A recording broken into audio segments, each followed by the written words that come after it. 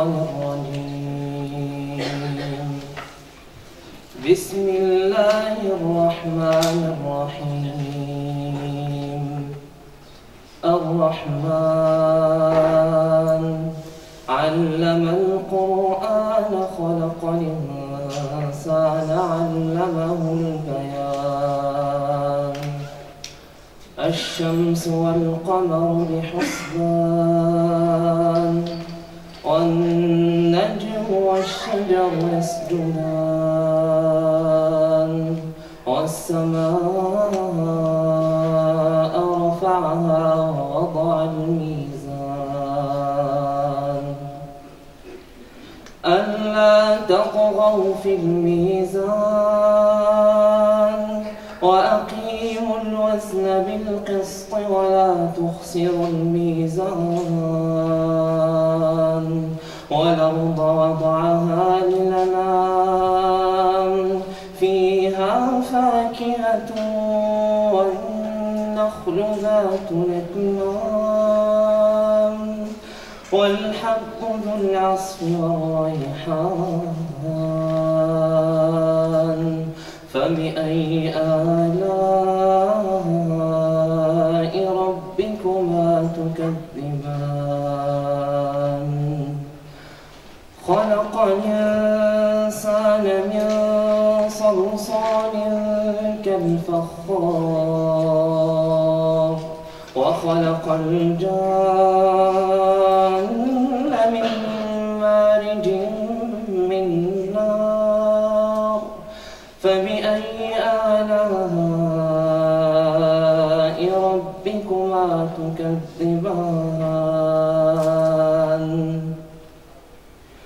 رب المشرقين ورب المغربين. فبأي آلاء ربكما تكذبان. مرج البحرين يلتقيان بينهما برزخ لا يبغيان. فبأي آلاء ربكما تكذبان. يخرج منهما اللؤلؤ والمرجان. فبأي آلاء ربكما تكذبان. وله الجوار المنشآت في البحر كالأعلام. فبأي آلاء ربكما تكذبان.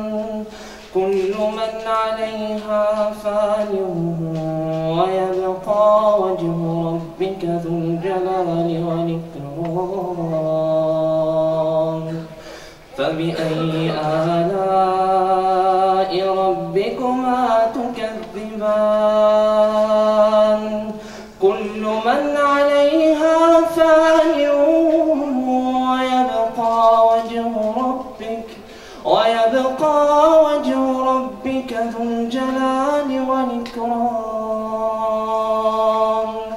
فبأي آلاء ربكما تكذبان.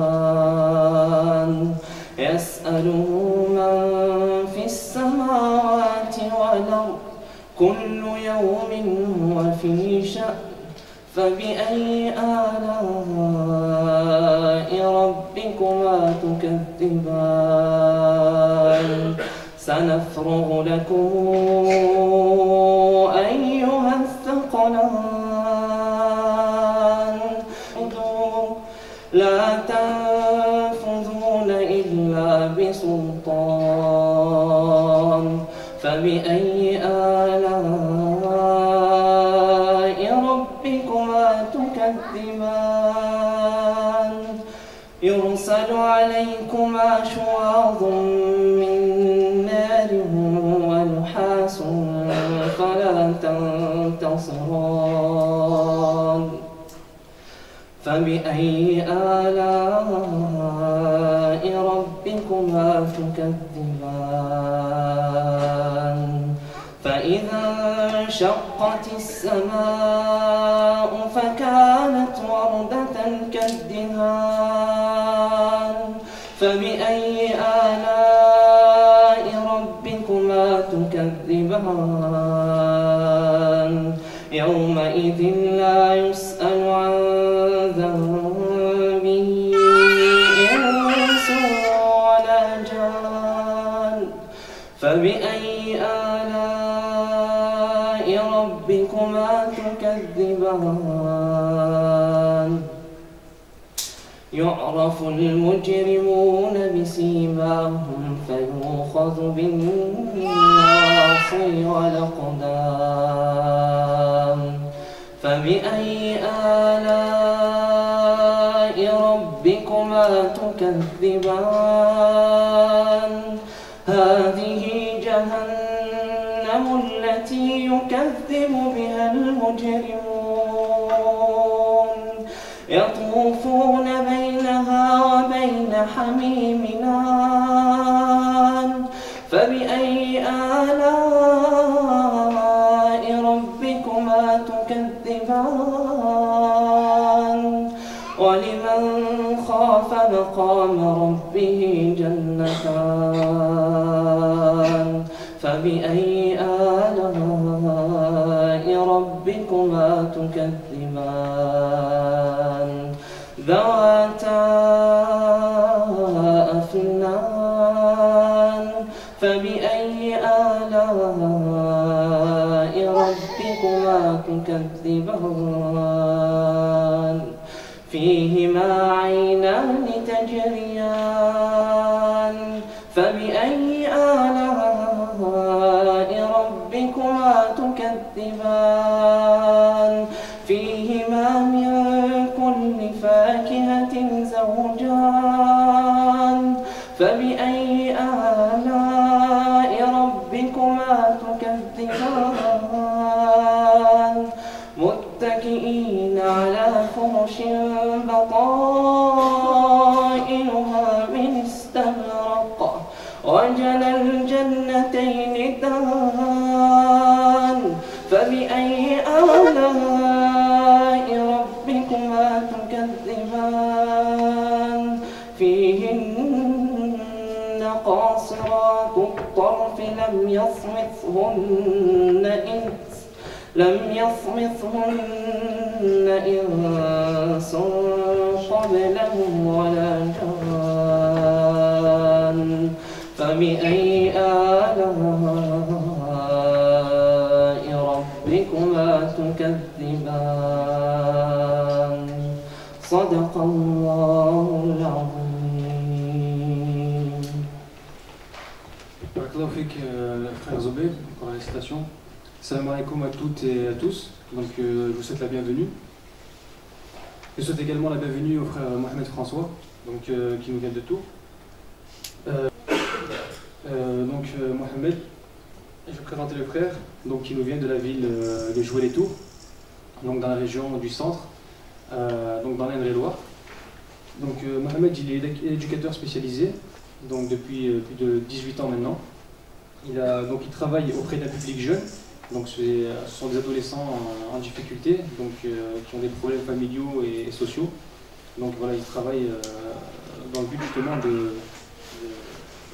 d'améliorer leur bien-être. Donc Mohamed il est également président d'ICM, donc Information Culte Musulman 37 à Tours. Donc voilà, il y a un site internet, ils ont un Facebook aussi, donc vous pourrez aller visiter. Donc aujourd'hui le thème, je rappelle, c'est donc pour une foi apaisée, donc foi FOI. Et donc voilà, je laisse tout de suite la parole à Mohamed.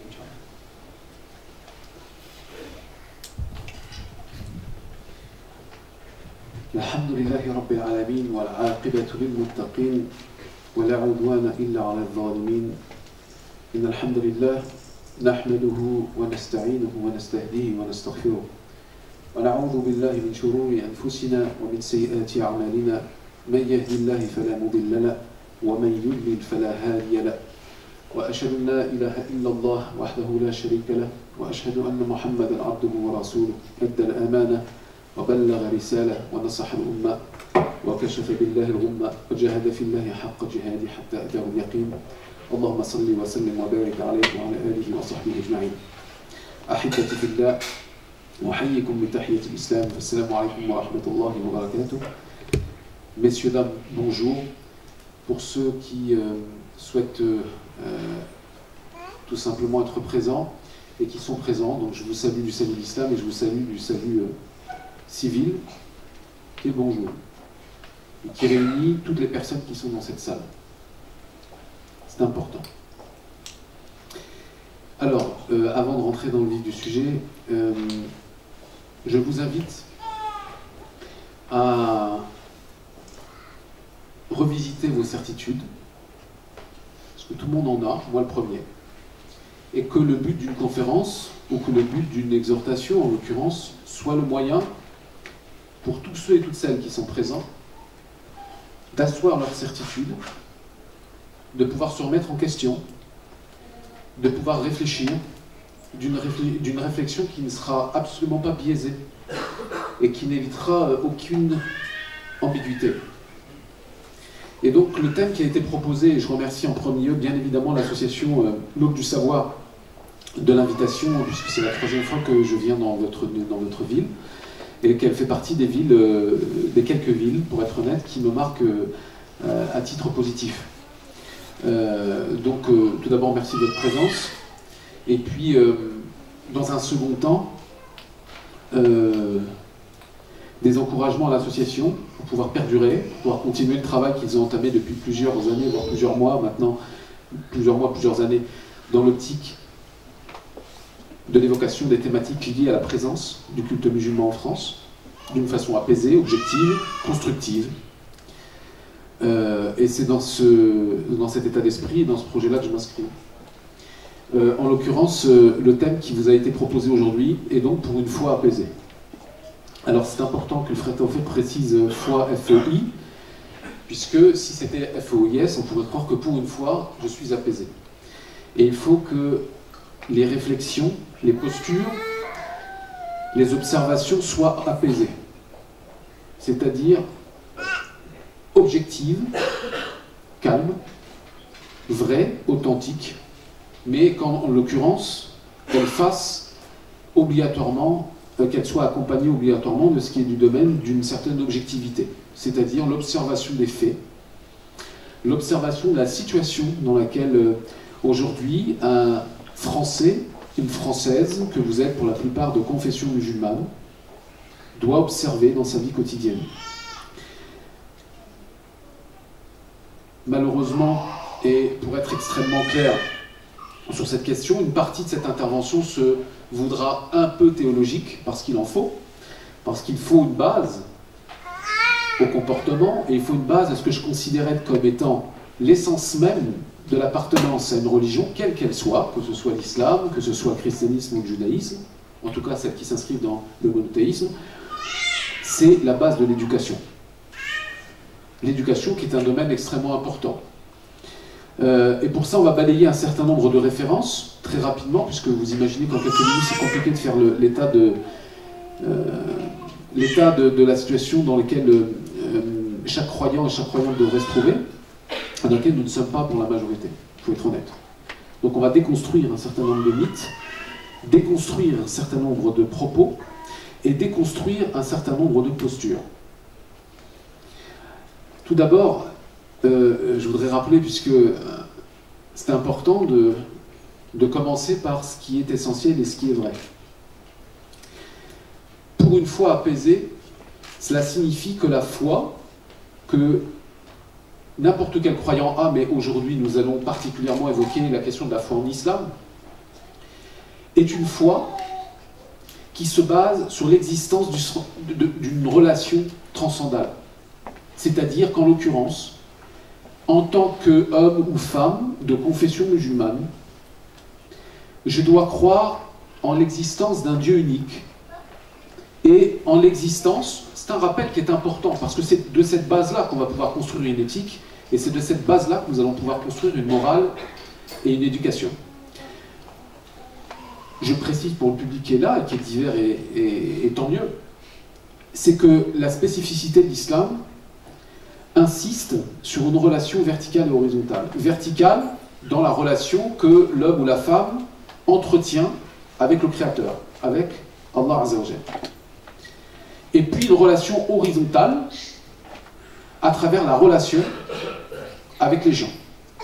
Vous me dites s'il faut, n'hésitez pas, on est dans une tribune libre, il n'y a pas de souci, s'il faut que des fois je traduise en arabe, s'il y en a qui ne comprennent pas.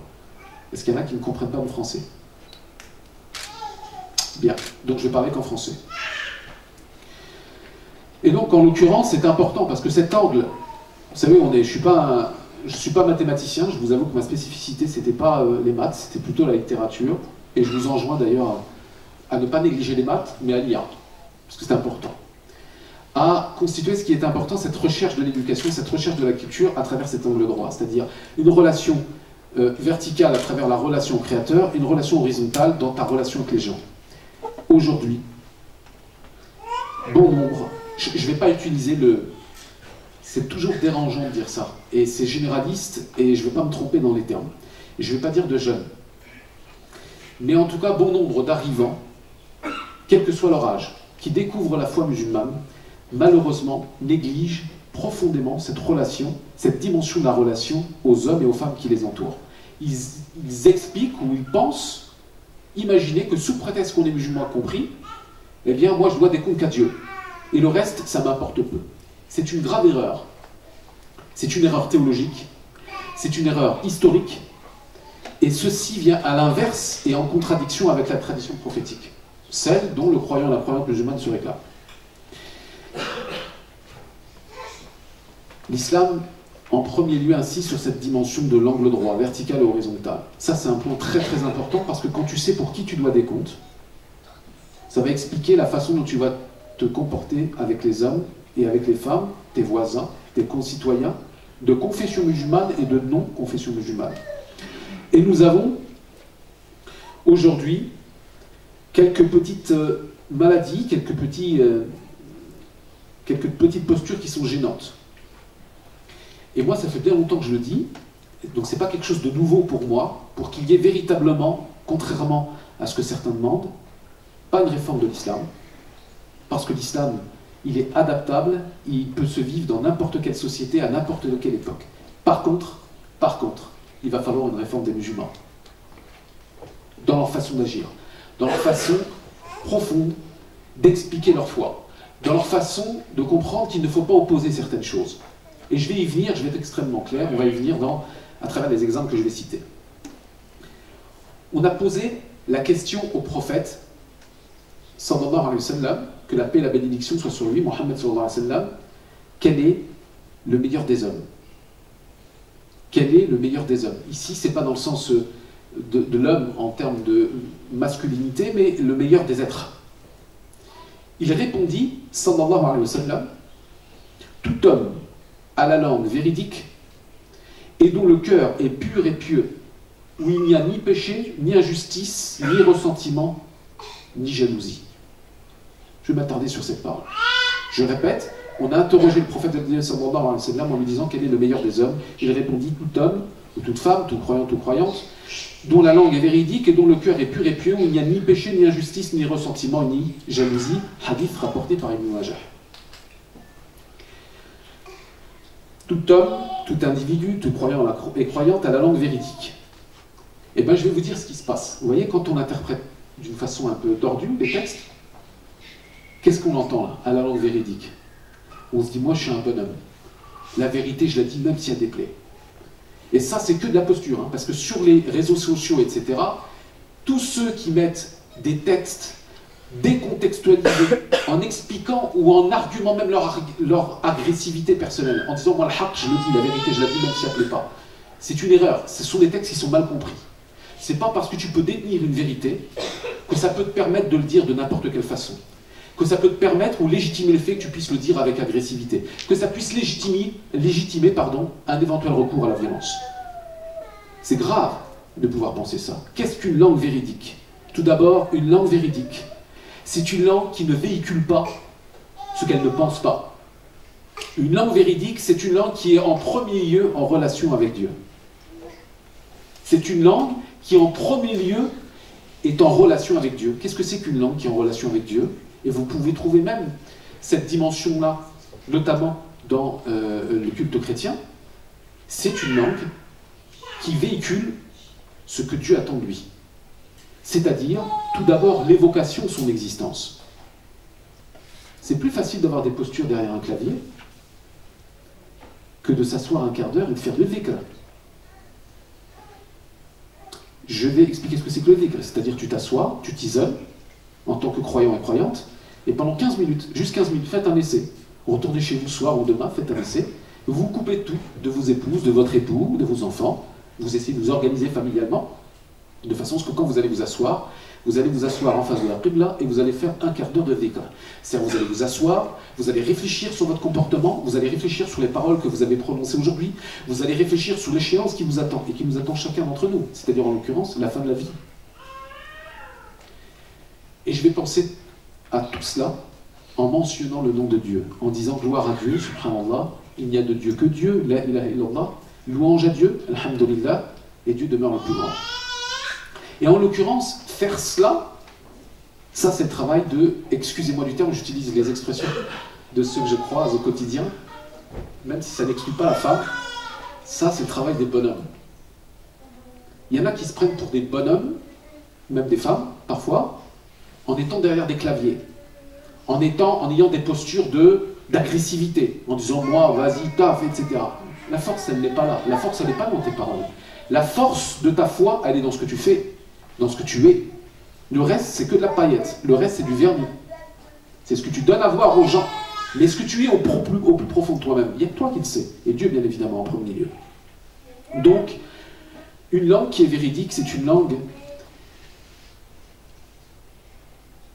qui parfois doit apprendre à se taire, qui doit se maîtriser. Même en cas de contrariété. Car comme vous le savez, le prophète sallallahu alayhi wa sallam a dit Laysa shadidu bis-sur'a, innama shadidu alladhi yamliku nafsahu 'inda al-ghadab. Le prophète sallallahu alayhi wa sallam nous indique n'est pas fort celui qui l'est physiquement, n'est pas fort parmi vous celui ou celle qui est physiquement, c'est celui qui maîtrise sa colère lorsque cette colère va arriver en lui. Ça, c'est le travail des bonhommes. Ça, c'est le travail d'une femme avec un grand F. Qu'au moment où tu es prêt à péter une durite, entre guillemets, si je puis me permettre l'expression, tu te retiens. Et tu te retiens pour qui?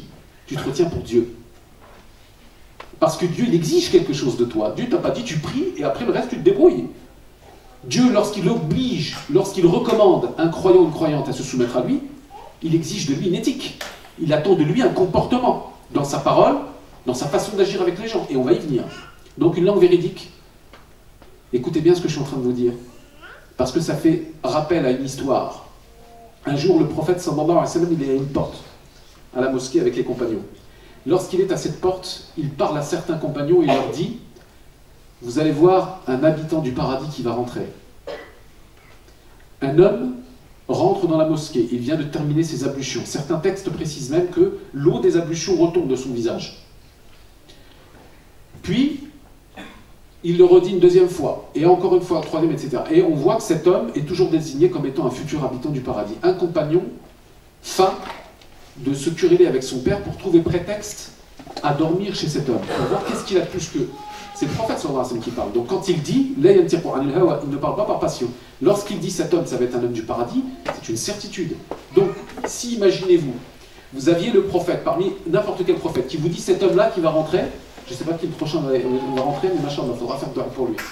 Qui rentre et qu'on lui dise, ou une femme peut-être, c'est un habitant ou ça sera une habitante du paradis. Qu'est-ce qu'on va chercher? On va se dire, vas-y, je vais essayer de voir ce qu'il a de spécifique, pour voir quelles sont ses qualités. Et c'est ce que cet homme a fait. Il dit, j'ai dormi chez lui, et je ne voyais rien de particulier. Je n'ai pas vu que c'était un homme qui s'est levé, genre, à 3 h du matin pour faire prière ou des choses comme ça. J'ai vu que c'était un homme, et ça c'est une précision dans le hadith qui est importante.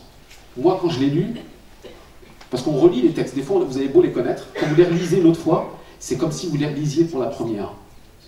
Et il y a un détail qui m'a frappé.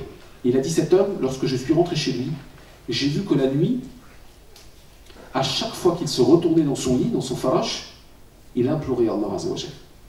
C'est-à-dire que même au milieu de son sommeil, le nom de Dieu était sur sa langue. Ce qui nous amène, nous, à nous interroger sur ce qui sort de notre bouche lorsqu'on n'a plus le contrôle. point de suspension. Quand tu casses un vase, la fitra, elle remonte. Qu'est-ce qui sort de ta bouche? Ça en dit très long sur l'éducation, beaucoup, sur l'éducation spirituelle. Et il dit à chaque fois qu'il se retournait, je le voyais, il implorait Allah Azza wa Jalla, il implorait Dieu. Et je voyais qu'il faisait le subh, il se recouchait, etc. Et au bout de plusieurs jours, de 3 selon certains textes, l'homme a interrogé en lui disant, voilà, tu as été désigné par le prophète lui-même, sallallahu alayhi wa sallam, comme étant un futur habitant du paradis, et je voudrais savoir, qu'est-ce qui fait, je n'ai rien vu de particulièrement extraordinaire dans ton comportement, ni dans ta façon de prier, le fait que ça puisse légitimer une telle parole. Et l'homme a dit, je ne sais pas, mais en tout cas, lorsque je me couche ce soir, je n'ai aucune haine ni aucune rancune contre qui que ce soit. Moi, je vous pose la question. Est-ce que vous pensez que c'est quelque chose de facile? En vrai, c'est très dur. En vrai, c'est très dur. Et ça demande un stade d'éducation pour pardonner. Vous savez, pour pardonner.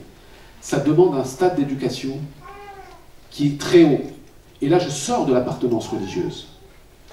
S'il y a une valeur qui transcende toutes les religions, c'est le pardon. Je pourrais vous citer 2 exemples qui sont frappants. 2 exemples contemporains.